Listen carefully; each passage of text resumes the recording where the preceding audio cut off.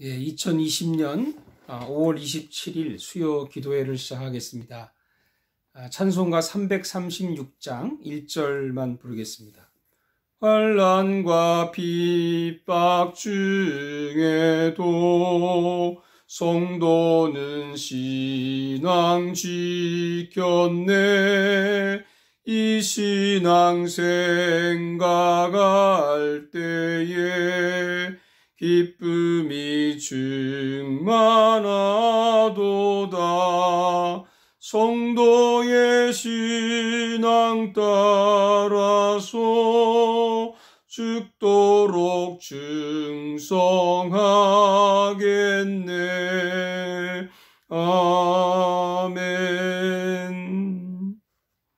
오늘 말씀은 하박국 1장 1절에서 11절 말씀입니다. 구약성경 하박국 1장 1절에서 11절 말씀이고요.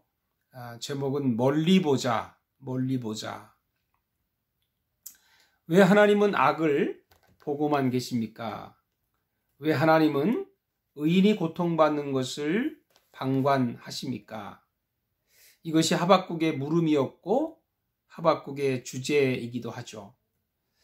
오늘 본문은 하박국의 질문 2절부터 4절, 또 하나님의 대답 5절로 11절로 이렇게 구성되어 있습니다.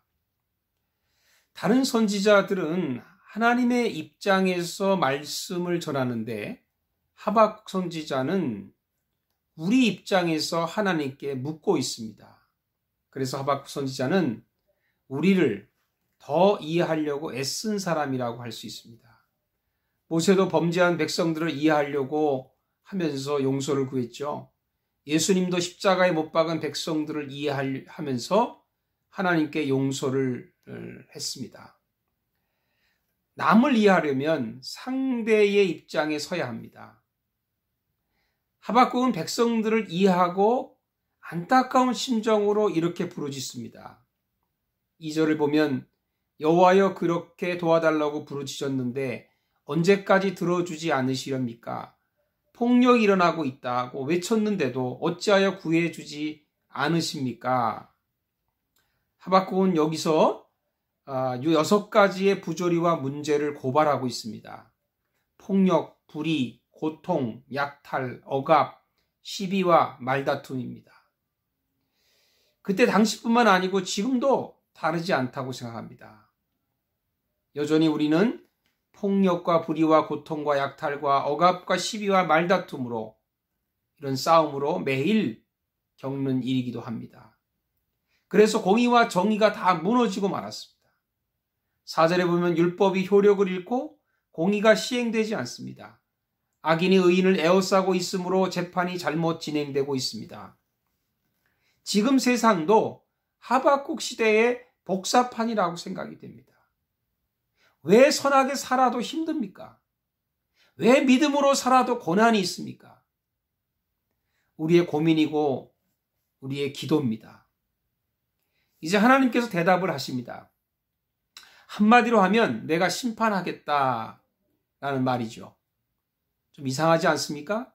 하박국 선지자는 분명히 악인이 의인에게 폭력과 불의를 행하고 있다고 고발을 했는데 하나님은 구원해 주시지 아니하시고 이걸 해결해 주지 아니하시고 심판하시겠다고 하실까요? 심판이 해결책이라는 것이죠. 그 이유가 있습니다. 첫째는 숨겨진 죄가 있다는 겁니다. 하박국 선지자는 고통당하는 백성들이 안타까워서 호소하는 것이지만 그 당시는 위에서부터 아래까지 죄가 난무하는 시대였습니다. 하박국 선지자가 여호야김 왕 때에 활동했다고 합니다. 열왕기하 23장 37절에 보면 여호야김이 여호와 보시기에 악을 행하였더라. 왕이 악을 행합니다. 역대하 36장 8절에는 여호야김의 남은 사적과 그가 행한 모든 가증한 일들과 그에게 발견된 악행이 이스라엘과 유다 열왕기에 기록되니라. 여러분, 왕이 가증한 죄를 짓고요. 죽고 나니까 악행이 발견됐다고 했습니다. 선지자도 모르는 죄를 진 거예요. 하박국 선지자가 생각지도 못하는 그런 죄가 낱낱이 드러난 겁니다. 왕만 그러겠어요? 그 당시는 왕이 이렇게 죄를 지면, 왕이 우상을 범하면 백성들도 우상 죄를 범하고 백성들도 악에 물들어 가는 것이죠. 의인은 없나니 하나도 없다는 말이 맞습니다. 그런데 하나님은 악을 악으로 심판하신다고 했어요. 혹시 코로나로 세상을 심판하는 것은 아닐까요? 우리가 묵상해 봐야 될 일이죠. 깨달으라는 말입니다.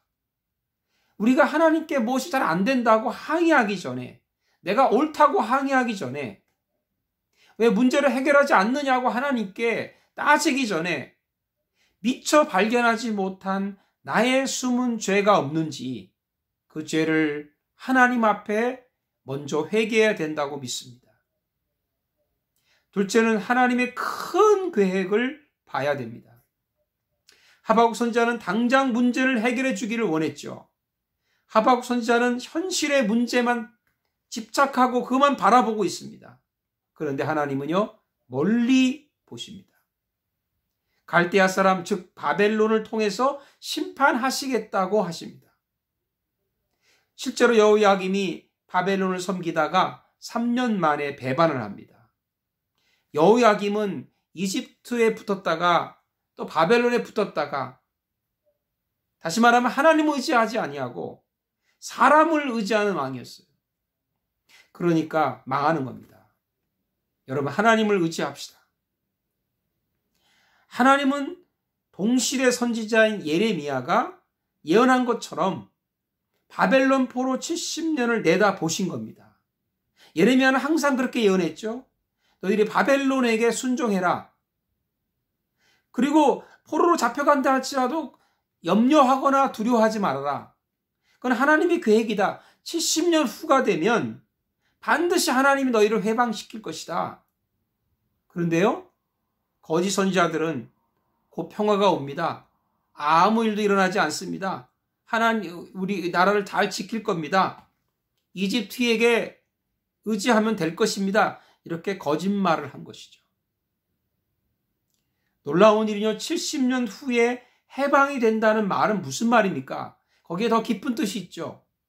아무리 교만하고 강대하고 날쌔고 힘이 있고 그랬던 바벨론이, 전 세계를 지배했던 바벨론이, 그 바벨론도 역시 망한다는 거예요. 하나님이 볼 때는 바벨론도 멸망할 것이다. 그러나 하나님의 백성은 반드시 살아난다는 것이죠.